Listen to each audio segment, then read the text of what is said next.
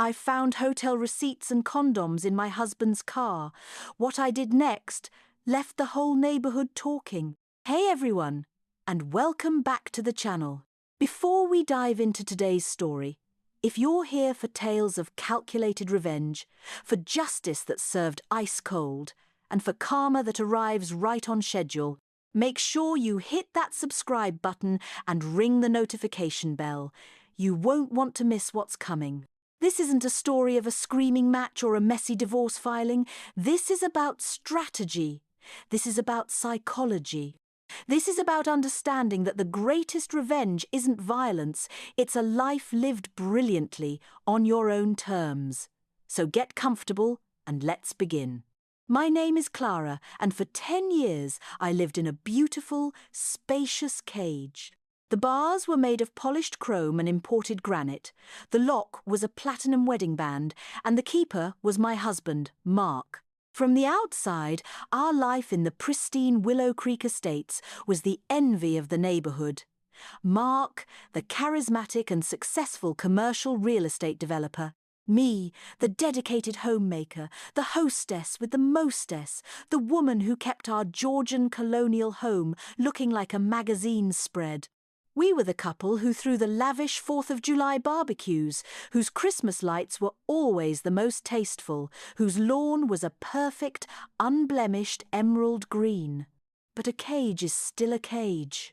Over the years, the partnership had slowly eroded into a patronizing dictatorship. Mark controlled the finances, doling out a stipend for groceries and household expenses, always with a subtle reminder of how hard he worked to provide this life. My opinions became cute. My aspirations I'd once dreamed of being an interior designer were gently mocked as hobbies for when I had spare time. I was an accessory, a beautifully maintained piece of property that completed his perfect picture. The loneliness was a constant, humming noise beneath the surface of our expensive life. We stopped talking and started coexisting. Intimacy became a scheduled, mechanical event, something he seemed to perform out of obligation rather than desire. I felt myself shrinking, my spirit sanded down to a smooth, polite, and utterly invisible nub. I convinced myself this was normal. This was what long-term marriage became. Comfortable, secure. I had traded my voice for stability, and for a long time I told myself it was a fair trade. The universe, however, had other plans. It was a Tuesday, trash day. Mark had rushed out for an early business breakfast, leaving his keys on the counter. His car, a sleek black Audi that he loved more than anything, needed to be moved so the garbage truck could get through. I grabbed his keys, the cold metal feeling foreign in my hand. I never drove his car. It was his sanctum. As I slid into the driver's seat, the scent of his expensive cologne and leather upholstery hit me. It smelled like him, like control. Something crinkled under my foot, a receipt. I picked it up absently, about to toss it into the console with the other junk he accumulated. But my eyes snagged on the header. The Sunset Vista Hotel, a place about 45 minutes away, known for its discreet, romantic clientele. The date was from 2 nights ago. A night he told me he was working late, finalizing a multi-million-dollar deal. My heart, that complacent, sleepy organ, gave a single, hard thump against my ribs. Business breakfasts don't happen at romantic hotels at night. A small, cold voice whispered in my mind. My hands began to shake. This was a violation of our unspoken rules. He was supposed to be discreet in his neglect. This was a clue, a mistake. Driven by a panic I couldn't control, I frantically searched the car. The glove compartment yielded nothing but manuals and registration. The console was a mess of old gum wrappers and more receipts for gas, for coffee. Then I saw it. Wedged deep between the center console and the passenger seat, a tiny foil square, partially torn. A condom wrapper. And it wasn't our brand. We hadn't used condoms in years. The world didn't slow down. It stopped. The air was sucked from my lungs. The perfectly detailed interior of the Audi became a suffocating prison. The receipt in my hand wasn't paper.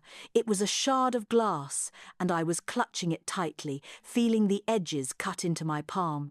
Betrayal. It's not just an emotion, it's a physical sensation. It's a cold flood in your veins, followed immediately by a white-hot fire in your chest. It's the ground disintegrating beneath your feet while you're forced to keep standing. I sat there for I don't know how long, just breathing, trying to put the pieces of my shattered reality back together. The perfect husband, the perfect life. It was all a lie. A carefully constructed facade, and I was the fool smiling for the camera in front of it. A raw, guttural sound escaped my lips, a sob choked back by sheer force of will. At number, I would not break down. Not here, not yet. I moved the car. I went back inside. I mechanically unloaded the dishwasher. My body was on autopilot, but my mind had never been clearer. The initial shock was crystallizing into something else, something cold, something sharp, something calculated. Anger wanted me to call him, to scream, to cry, to unleash a torrent of pain and accusation. But what would that achieve? He'd deny it. He'd gaslight me. He'd tell me I was being hysterical, paranoid. He'd spin it, making it my fault for snooping. He'd win. He always won. Tears wanted me to collapse, to mourn the death of my marriage. But I'd been mourning it for years without knowing it. This was just the final nail in the coffin. This number, this called for a different approach. This called for strategy. I realized in that moment that I held a weapon. He had made a mistake. He had gotten sloppy, and he believed me to be too stupid, too passive, too grateful to ever question him. His arrogance was his weakness. My perceived weakness was my strength. I took a picture of the receipt. I took a picture of the condom wrapper exactly where I found it. I emailed them to a new, secret email address I created. Then I put the receipt back exactly where I found it. I wiped my fingerprints off the wrapper and pushed it back into the crevice. He could not know that I knew. Not yet. The element of surprise was everything. For the next 2 weeks, I was the perfect wife. I made his favourite meals. I asked about his day and listened with a sympathetic smile. I wore the clothes he liked. I was Clara 2.0, the upgraded, non-complaining model. Meanwhile, I was quietly, methodically building a case. I accessed our phone bill online. The password was our dog's name, his mother's maiden name. He was never creative. I found a number that appeared dozens of times, often late at night and during his supposed late meetings. A reverse phone lookup service, a $50 expense I put on a grocery store gift card to avoid a paper trail, gave me a name, Sarah Evans. The name was a second blow. Sarah was the wife of Ben Evans, Mark's business partner and our next-door neighbour. Ben was a kind, slightly awkward man who adored his wife and their 2 young kids. Sarah was a yoga instructor, 10 years younger than me, all taut skin and bright, empty eyes. She'd always been overly friendly with Mark, and I'd dismissed it as her vapid personality. I'd even felt sorry for her. The affair wasn't just a betrayal of me. It was a betrayal of his best friend, his business partner, our neighbour. The depth of his deceit was breathtaking. I started taking long walks in the evening. It was good for the stress I told Mark I was feeling. But my route always took me past Ben and Sarah's house. I noted routines. I saw the subtle way Sarah's hand would linger on Mark's arm when we all talked at the mailbox. I saw the glances they thought no one noticed. I was no longer a wife. I was a detective. And my heart was now evidence, locked away in a cold, dark room to preserve the chain of custody. I knew a direct confrontation would be messy. He'd lawyer up, hide assets, and paint me as the unstable one. A divorce would leave me with scraps, and he and Sarah would ride off into the sunset. That was not karma. That was not justice. I needed a catalyst. I needed the truth to come from a source so undeniable, so public that he couldn't spin it. I needed the perfect, inescapable trap. And then it hit me. The neighbourhood block party. It was the social event of the season in Willow Creek. Everyone would be there, everyone. Mark would be holding court, the successful king of his castle. Sarah would be flitting around, the vibrant queen bee. Ben would be manning the grill, grateful for his beautiful wife. And I would be the quiet, supportive background character. I planned my move for weeks. The Saturday of the party arrived. The street was closed off. Tables groaned with food. Kids ran through sprinklers. Music filled the air. It was a scene of pure suburban bliss. Mark was in his element, telling loud stories to a captivated group of neighbours. Sarah was laughing a little too loudly at his jokes, standing a little too close. Ben was cheerfully flipping burgers, oblivious. My heart was hammering against my ribs like a trapped bird. This was it. This was the moment. I walked over to the group, a sweet, slightly confused smile on my face. "Mark, honey?" I said, my voice light and airy. He turned, a flicker of irritation in his eyes at the interruption. "Yes, Clara? I was cleaning out your car this morning, you know, getting it ready for our trip next week, and I found this stuffed way down in the seat."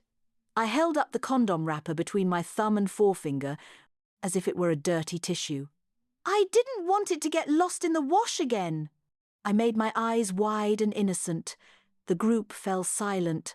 All eyes were on the little foil square. Mark's face went through a series of rapid transformations. Confusion, recognition, dawning horror, and finally a panicked, forced laugh. "Oh, that old thing. That must be from that bachelor's party I drove the guys to months ago. Must have fallen out of someone's pocket." He reached for it, but I pulled my hand back, still smiling. "Months ago," I said, my head tilted, selling the performance of a confused wife. "But that's funny, because the expiration date on it is next year." And it stuck to this. I then produced the hotel receipt from the Sunset Vista Hotel. I made a show of peering at it. "This is from 2 weeks ago, a Tuesday. You said you were working late on the Henderson account that night." The silence was absolute. You could hear a pin drop in the grass 20 feet away. Every single person was frozen. Sarah had gone bone white.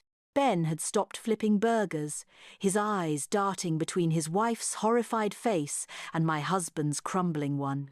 Mark's mouth opened and closed. No sound came out. There was no spin for this.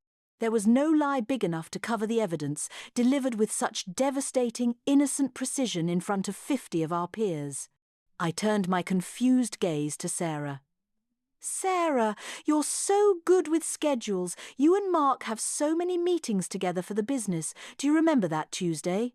Maybe you all had a client at the Sunset Vista." It was the final, masterful twist of the knife. By pretending to innocently include her, I had publicly connected her to the receipt, to him, in front of her husband. The illusion shattered. The perfect picture exploded. Ben Evans's face collapsed. He understood. He saw the guilt on his wife's face, the panic on Mark's. "What the hell is this?" he whispered, the words carrying in the dead quiet. And then chaos erupted.